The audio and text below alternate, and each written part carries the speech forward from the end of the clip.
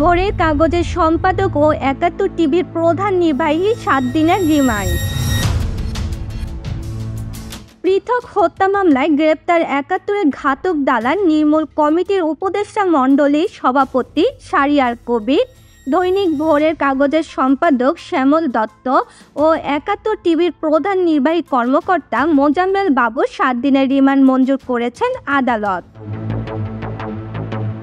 গত ১৬ সেপ্টেম্বর ময়মনসিংহের ধোবাউড়া উপজেলা থেকে তাদের আটক করা হয় বলে জানিয়েছেন ঢাকা মহানগর গোয়েন্দা পুলিশ।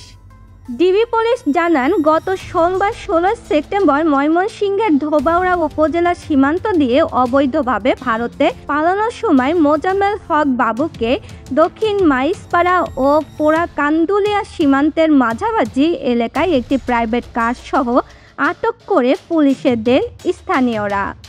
যদিও পরিচয় লুকাতে মোজাম্মেল হোসেন বাবুর গোঁফ ও শ্যামল দত্তের দাড়ি ফেলে দিয়েছেন, তবে শেষ পর্যন্ত সীমান্ত পাড়ি দিয়ে পালিয়ে যেতে পারেননি। ওই দিন রাত ১১টার দিকে তাদের ঢাকা মহানগর গোয়েন্দা পুলিশের ডিবি কার্যালয়ে আনা হয়।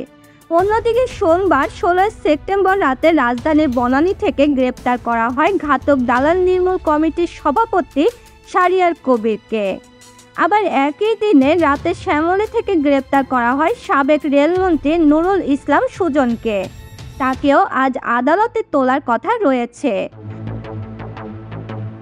যাত্রাবাড়ী থানায় হত্যা মামলায় তাকে ৫ দিনের রিমান্ড আবেদন জানানো হয়েছে বলেও জানা গেছে। বৈষম্য বিরোধী ছাত্র আন্দোলনের সময় গুলিতে গৃহকর্মী লিজা আক্তারকে হত্যার অভিযোগে রাজধানীর রমনা মডেল থানায় দায়ের করা মামলায় ৭১ টেলিভিশনের সিইও মোজাম্মেল হক বাবু ও ৭১-এর ঘাতক দালাল নির্মূল কমিটির উপদেষ্টা মণ্ডলীর সভাপতি শাহরিয়ার কবিরকে আদালতে হাজির করেন। মামলার তদন্তকারী কর্মকর্তা পুলিশ পরিদর্শক মোহাম্মদ পায়েল হোসেন ১০ দিনের রিমান্ড চেয়ে আবেদন করেন। রাষ্ট্রপক্ষ থেকেও ১০ দিনের রিমান্ড চাওয়া হয়। আসামি পক্ষের আইনজীবীরা রিমান্ড বাতিল ও জামিন চেয়ে আবেদন করেন।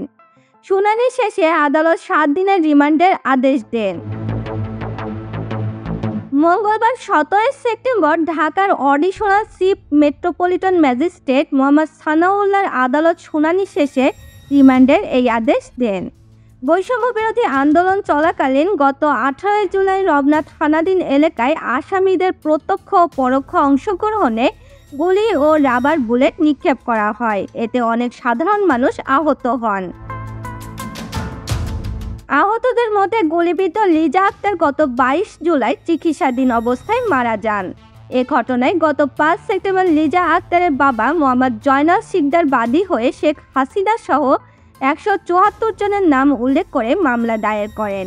এ মামলার আসামি হলেন মোজাম্মেল বাবু ও শাহরিয়ার কবির। আর ভাসানটেক থানাধীন এলাকায় বিজয় মিছিল করতে গেলে গুলিবিদ্ধ হয়ে মারা যান ফজলু। এ ঘটনায় গত ১১ সেপ্টেম্বর নিহত ফজলুর ভাই সবুজ বাদী হয়ে শেখ হাসিনা সহ ১৬৫ জনকে আসামি করে মামলা দায়ের করেন। এ মামলার আসামি শ্যামল দত্ত। জান্নাতুল ফেরদৌস তমা, নিউজ ডেস্ক, জবাবদিহি।